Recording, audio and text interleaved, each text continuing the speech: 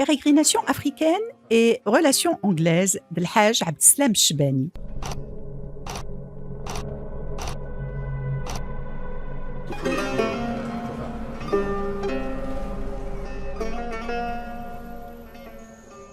C'est un négociant et voyageur du XVIIIe siècle et début du XIXe siècle, originaire de la ville de Tétouan. Dans le cadre de ses activités commerciales, il a passé plusieurs années en Afrique de l'Ouest, dans des régions correspondant aux États actuels du Mali, du Burkina Faso, du Niger et du Nigeria. Il a effectué le pèlerinage à la Mecque et s'est retrouvé en Europe, où ses précieuses notes et observations ont été consignées dans le cadre d'une relation de voyage élaborée par un autre commerçant de nationalité anglaise à une époque où la connaissance des espaces africains était encore des plus lacunaires. Il s'agit de l'Hajj Abdeslam Chebani, dont le patronyme est aussi transcrit Chbini ou Chabini par les Anglais. Sa naissance se situe vers 1762 à Tétouan, ville développée sur les pentes abruptes de la montagne, au bord de la Méditerranée, près de l'antique Tabouda. Son père est né à Meknès, au sein de la tribu saharienne des Chbanat, qui fait partie des Maqil, de la branche des Douy Hassan, premier adepte des Mérinides puis des Saadiens, dont ils ont constitué une partie de l'armée intégrée au Guiche el-Sous. Dès l'âge de 14 ans, père et fils entament un long voyage en vue d'établir des relations commerciales à destination de Tombouctou, au nord du fleuve Niger, dans le Mali actuel. Nous sommes alors vers le milieu du XVIIIe siècle et lui, jeune adolescent, marqué pour toujours par ses pérégrinations africaines à vocation commerciale, ouvrant la voie à toutes sortes de découvertes.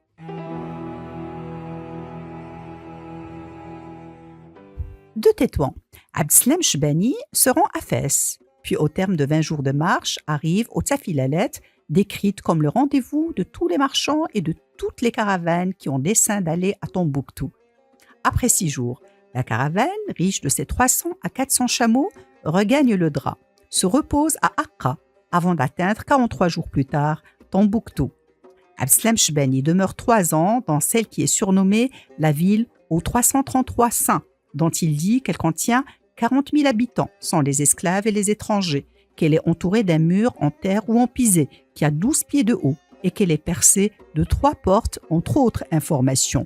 Ensuite, il se rend plus au sud, vers une ville où il demeure 2 années, nommée Houssa, encore plus grande que la précédente, placée dans les limites des royaumes Houssa, au nord-ouest de l'actuel Nigeria et au sud de l'actuel Niger, probablement ancienne capitale de l'empire Houssa et autres grands centres de commerce dont les traces se sont depuis perdues dans l'oubli. De retour à Tombouctou, Abdeslam Chebani s'y installe 7 autres années avant de retourner enfin à Tétouan. Pas pour longtemps, bien vite, alors qu'il est âgé de 27 ans, il reprend son bâton de pèlerin, cette fois en direction des lieux saints, en vue du pèlerinage à la Mecque et joignant sacré et profane pour mener des activités commerciales.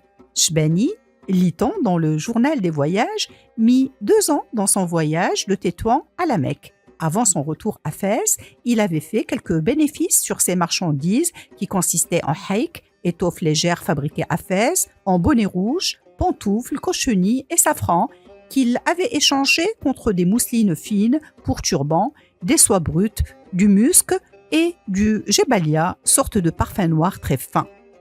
Dans sa ville natale, on apprend par ailleurs qu'avec son père, il conduisait souvent des bêtes à cornes à Gibraltar et où il portait aussi de la volaille.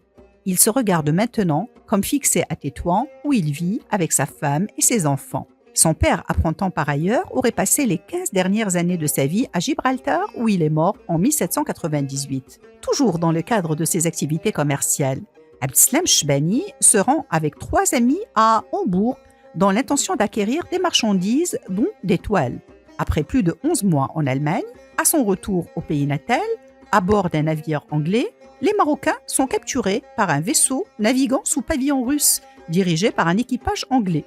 Le contexte était celui de la 7e guerre russo-turque qui se déroule de 1787 à 1792 et qui oppose l'Empire russe et l'Autriche à l'Empire ottoman.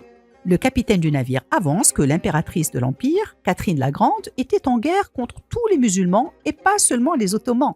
Hajj Abdeslam Chebani et ses amis sont emmenés de ce fait en cette année 1789 au port d'Ostende, sur la côte belge de la mer du Nord, où ils sont restés 47 jours avant d'être libérés par l'entremise du consul anglais John Peters. Mais leurs aventures ne sont pas terminées pour autant. Comme ils ont réembarqué sur le même navire et que le capitaine a dit craindre de faire encore de mauvaises rencontres par leur faute, il les dépose, contrairement à leur volonté, au port de Douvres, au sud-est de l'Angleterre, en décembre 1789, tandis que leurs marchandises avaient pris la direction de Gibraltar. Ce n'est qu'en 1795 que Haj Abdeslam Chebani réussit à s'embarquer par ordre du gouvernement britannique sur un vaisseau royal pour rejoindre Tétouan, où on perd ses traces.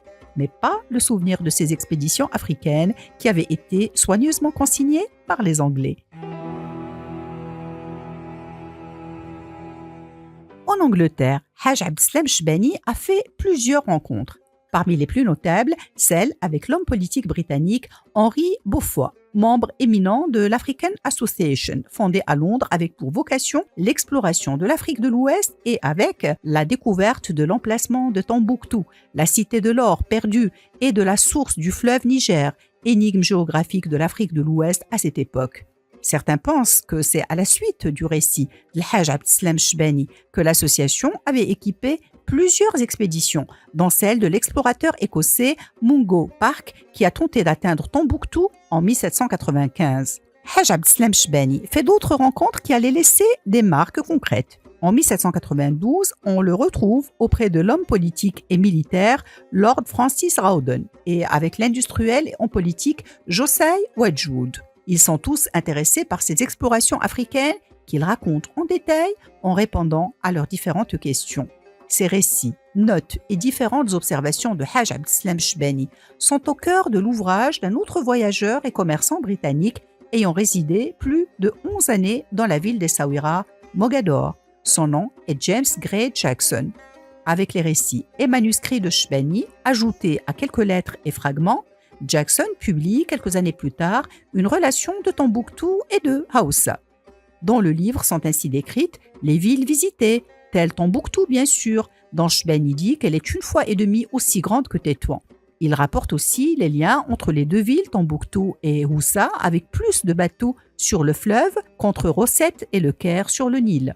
Le livre regorge par ailleurs de plusieurs informations d'ordre géographique ou commercial, sans oublier les informations relatives aux modes de paiement, aux productions agricoles, aux espèces animales, aux habitudes alimentaires, aux langues parlées en Afrique de l'Ouest, notamment le Haoussa, aux traditions, aux modes vestimentaires, en précisant dans ce cadre, entre autres notes, que la chemise Koumja est faite à Tombouctou, mais le caftan vient tout fait de Fès.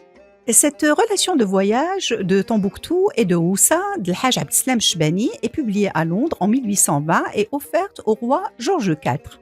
Elle fera l'objet de traductions dont 2 siècles plus tard en arabe, langue initiale de son premier protagoniste qui en a dicté les textes. Les descriptions historiques relatives à Tombouctou existaient depuis le récit d'Ibn Battuta puis de Hassan al-Wazzan, dit Léon l'Africain. Mais jamais encore des informations aussi récentes et aussi détaillées n'avaient couvert toutes ces régions et espaces mythiques qui suscitaient de la part des Européens, de manière générale, un intérêt de plus en plus intéressé. Ce n'est pas pour rien que le Haj Abdeslam Chebani, par son sens de l'observation et par ses vastes explorations, est décrit comme celui qui a jeté un si grand jour à la géographie de l'Afrique.